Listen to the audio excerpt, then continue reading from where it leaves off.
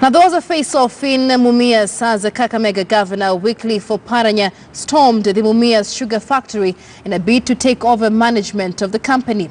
The county boss also ordered his newly formed Kakamega County Mumias Sugar Factory Revival Task Force to come up with a report on how to revive the ailing factory. Our reporter Willie Lusige has more details live for us. Lusige, we understand that Oparanya's storming the Mumias Sugar Factory yesterday caused quite a row there. How is the situation so far? Good morning, Michelle. What has happened to one of the biggest millers in East Africa, Mumias Sugar Factory? The compound has remained lifeless, and apart from that being abandoned. This is because of the tussles and even the challenges that this factory has been facing in regard to crushing cane. So what happened yesterday, the county government of Kakamega, led by the governor Wycliffe Oparanya, who is also the chairman of the Council of Governors, and apart from that, also the chairman of the Sugar Revival Task Force, stormed this factory and demanded to take over the management, alleging that there were attempts by some officials, and even including the board of management, to list the company and also to sell it to individuals, which the management has insisted that that was not true. And apart from that, also it seems that the bid by Oparanya to take over Mumias Sugar Factory has flopped, because when we came here in the morning, the normal errands were going on as usual, and the company is still under the original or the older management that has been running business here. So far we have not seen any county official, we have not seen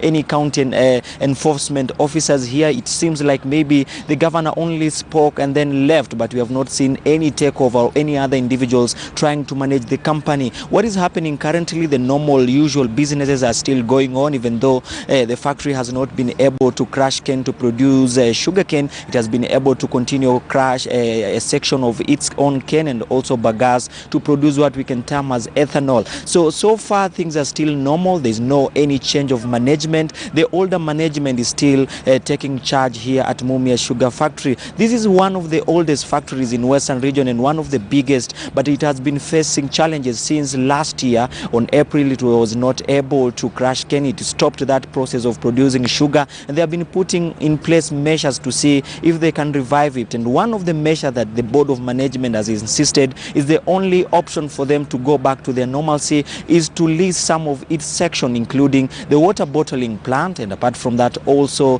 their own golf course, which they do not use. And apart from that, they have 2,300 rental houses which have not been able to be well managed. So they wanted to have an agent who might be able to make sure that those tenants pay the Mumias Sugar Company their dues. So apart from that, the other issue was that the county government of Kakamega, led by the governor, felt that that leasing option was a way to sell some of the sections here within Mumias Sugar Factory. So far, the management is still on. The new management by Oparanya has not yet been seen here, and will be following up to see if it will be true. Let me speak to some of the people who have been in charge of this factory, and also farmers and also stakeholders. Maybe welcome so much to KTN News. We saw the governor yesterday storm this factory. What is your comment about his action, and do you think if he'll also have a parallel management running this factory, maybe we'll be able to revive it? Thanks. My name's Abond Vesmanda. I'm a farmer, a shareholder, and also a serious stakeholder when it comes to cane farming.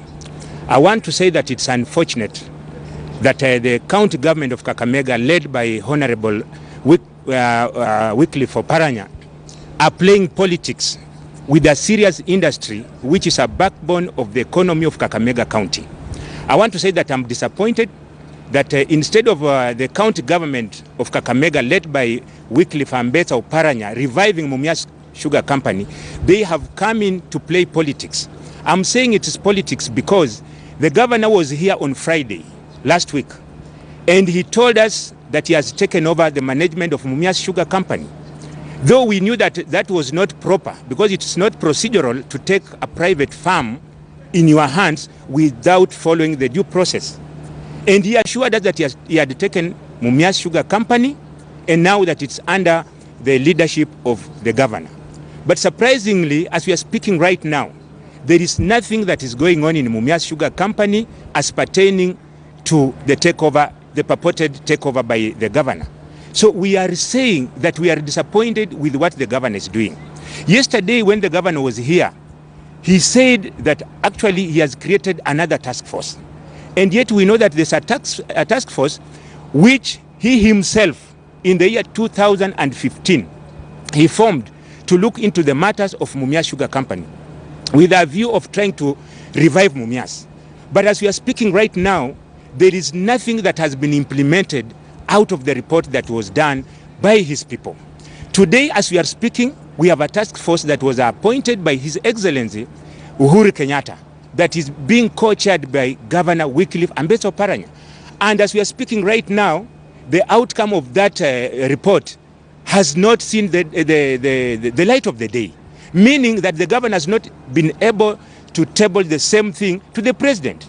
And is now, yesterday, he purports again to be forming another task force led by politicians. So we are saying that Mheshimiwa Oparanya must stand up and save Mumias Sugar Company. Why am I saying that? I am saying that because I know that agriculture is a devolved function. As we are talking right now, we know that the problem that Mumias is having is actually a problem to do with the Ken. So if Governor Oparanya is serious about reviving Mumias, he can always do what we call Ken development, which he has failed to do. Number two, we want to see the governor showing leadership by bringing together all the stakeholders, including other serious politicians like Member of Parliament, the Senator, so that we can sit down and assist Mumias Sugar Company to be revived.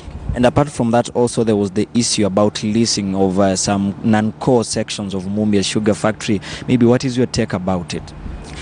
I want to say that Mumias Sugar Company had actually advertised for the leasing of properties belonging to them. But apparently due to some external pressures, they shelved the same idea. But for me, I think Mumias had a good intention of wanting to solicit for some funds so that by the end of the day they are able to run the factory as normal. Because as we are speaking right now, what they are only doing is processing molasses into ethanol. And we want this factory to start crushing sugar. You know, my brother, how important Mumias sugar is on the shelves of supermarkets in Kenya. So we are saying that Mumias has to start running, and there is no way we are going to allow the governor to come and play politics here by purporting to want to take over Mumias, being a private farm, and yet he doesn't have the authority to take over Mumias. We will only support him once he starts doing what he's supposed to do to revive Mumias. And I want to appeal to Ethics and Corruption Commission, because there's some 200 million shillings that was brought from county government of Kakamega. It was purportedly meant to help farmers of Mumias, and the money was misappropriated by the county government. If that money was brought to Mumias right now as we are speaking, we would be able to do what we call Ken development. Yes. And apart from that, what do you think is the best alternative to revive Mumias Sugar Factory? Because for more than 2 years, it has been back and forth, people coming up with new initiatives, but we have not seen anything happen to this factory. Yeah, I think I'll just go back to what I said before, that we need concerted efforts.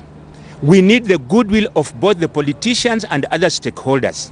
And once we have that goodwill, I can see His Excellency, the President, is willing to do something about Mumias Sugar Company. I've seen of late the county government of Kakamega craving to have the 20% shares owned by the national government. That's fine. If the shares can be offloaded to the county government of Kakamega, and the county government of Kakamega takes up the issues of Mumias seriously, my brother, I want to assure you Mumias doesn't have a big problem. The only problem we are having in Mumias is Ken. And once the county government comes up with a system of developing Ken, Mumias will not have a problem. Because once we get raw material, Mumias will be up and running. And once it's up and running, producing enough sugar, we'll be able to sell the sugar, and then Mumias will be up and running. We wouldn't be having any problem. Thank you so much. Let me speak to another gentleman, maybe move closer. Wewe ni mkulima wa miwa, mara yako ya mwisho ulilipwa lini? Mara yangu ya mwisho nilipwa 2011 and nilipwa. Tangu hapo hujai lipwa tena, na leo umefika hapa kwa sababu tuliona gavana alikuwa hapa jana akawaahidi wakulima, akawaahidi wafanyikazi kwamba watalipwa. Leo hii umefika hapa, matarajio yako yalikuwa ni yapi? Matarajio yangu nilikuwa niambiwe na gavana kwa kwamba ati factory inaweza anza hili mwezi wa 8 ama mwezi wa 9, lakini matarajio yangu sikusikia neno kama hilo. Ndio matarajio yangu ilikuwa. Kuanzia hapo mpaka saizi bado tunapiga tu story hapo nyuma. Governor anaeleza tu mara nimechagua task force fulani na hiyo vitu alichaguliwa kitambo. Sisi tulikuwa tuna prefer kwa kwamba tuambiwe Mumias Sugar nitakani anze mwezi wa 8 ama mwezi wa 6 ili tukue tukijiprepare kupata pesa yenye liko huko ambapo tukue tunawaka pamoja, kwa sababu sasa hiyo ukiangalia uchumi wa Mumias sasa umerudi chini kabisa. Hakuna kitu unaweza nunua, una pesa, unarudi kwa nyumba na shilingi 20 na una familia, watoto wanataka wasome, hata watoto saizi wamekosa kwenda shule. Na labda ni kweli pia mmekasirika hadi mmeng'oa miwa? Ndio, wengi walikasirika wakang'oa miwa, lakini kuna wale bado kidogo wako na miwa. But kuongea tu nao vizuri wanaweza rudi ndani ya miwa, sababu hiyo miwa ndio imefanya sisi tukasoma. Na kufikia saizi watu wengi walikasirika sababu hata ule mtu alikuwa anatarajia huyo West Kenya saa hii pia kulipa naye imekuwa shida. Kwa hivyo ni changamoto kwa wakulima wote wa miwa. Ni changamoto kwa mkulima yoyote ule anapanda miwa kwa saizi. Asante. Let me finish with this gentleman in a very expensive shirt. I wonder if you're a farmer or a businessman. But welcome to KTN News. Briefly tell us what is your take on the takeover by the county government of Kakamega, which we have seen that has flopped. And do you think there is hope in Mumias? Thank you, Mr. Willie Lusige. My name is Abilali Musa. And as you've been told, I happen to be one of the opinion leaders here, as well as a leader within Mumias Central Ward. And I want to say that I was a little bit surprised by the takeover by His Excellency, by the county government of Kakamega, led by His Excellency Wycliffe Ambassador Oparanya. I was really surprised by that, given that I know so well that there was a task force that was formed by His Excellency the President, chaired by Wycliffe Ambassador Oparanya and Mwangi Kiunjuri. And we were expecting that by this time round, that task force would have submitted this report to the head of state for action. But surprisingly, we are seeing we are being taken around in cycles, because this idea of forming task force may not really help us so much. Yes. So I want just to say that there are procedures, there are well procedures of taking over a company like this one, a private company, and it's well stipulated. The governor ought to have convened an extra and a special AGM where all the stakeholders, as you know, farmers are not the only stakeholders owning Mumias Sugar Company. There are various categories of stakeholders. There are farmers, there are banks, there are lenders. So it ought to have convened a whole stakeholders meeting, so that a resolution arrived at by all the stakeholders can be binding. Yes, Mr. Lusige. Okay, thank you so much. So those are some of the comments by the stakeholders here in Mumias Sugar Factory, Michelle. And remember, the reason why there's a lot of challenges in the takeover is because the state only owns 20% of Mumias Sugar Factory, but the 80% that remains are owned by individuals. So on the highest percent, or even on the highest portion, Mumias Sugar Factory is already a private entity, because the only percentage that the government owns in this factory is 20%. So we'll be following up to see if the attempts by the governor, even other stakeholders, will be able to revive this ailing sugar factory, and maybe in future we'll still have back the sugar that we used to enjoy while we were growing up, with the tagline natural sweetness. Michelle. Many thanks, Willie Lusige. Then, as he tells us, there was a face-off there yesterday as the Kakamega governor stormed the Mumias Sugar Factory. Let's take a look at what took place yesterday. Kakamega governor, who is also the chairman of the Council of Governors, Wycliffe Oparanya, stormed Mumias Sugar Factory after he was denied access. An angry Oparanya, together with the employees and sugarcane farmers, declared the takeover of the company by his government partly meant to forestall stripping of its assets by the board of directors. Nikaambiwa hautakikane huko. Yaani governor mzima. Governor wa county. Oparanya stated that the county enforcement, together with police officers, will secure the premises to ensure that the factory machinery is not carted away at night. Ati kila kitu hapa inauzwa. Wanatumia jina leasing. Unajua leasing, unaweza kulisi kitu kwa miaka 99. With farmers and employees supporting the move, they however questioned the outcome of the parallel contradicting management teams. Aombe national government to relinquish the 20% it is holding. Na mimi nimefurahia sana governor akija hapa, kwa kuwa atatukomboa. Tumekaa miaka miwili bila kupata mshahara. Led by acting CEO Isaac Sheunda, the factory's management has dismissed the purported takeover by the county government of Kakamega as political and inconsequential. Yeye unajua tangu wachaguliwe kuwa chairman wa governors amebadilika akili. Siku hizi ni kama anaongea hata ni ajabu atasema ni Mungu. Mimi sijaambiwa kwamba kuna mtu amechaguliwa kama CEO ama kuna mtu amechaguliwa in management. Sheunda dismissed Oparanya's claim that the company's directors were planning to sell the property, terming them careless and reckless. Tumezungumza mambo ya leasing of non-core assets tangu mwaka jana, na tulikuwa na most of our lenders in Nairobi, tukawaeleza kwamba tuna nia ya kufanya hivi. Sababu ni kwamba tulikuwa tunahitaji pesa ya kuanza kufanya kazi.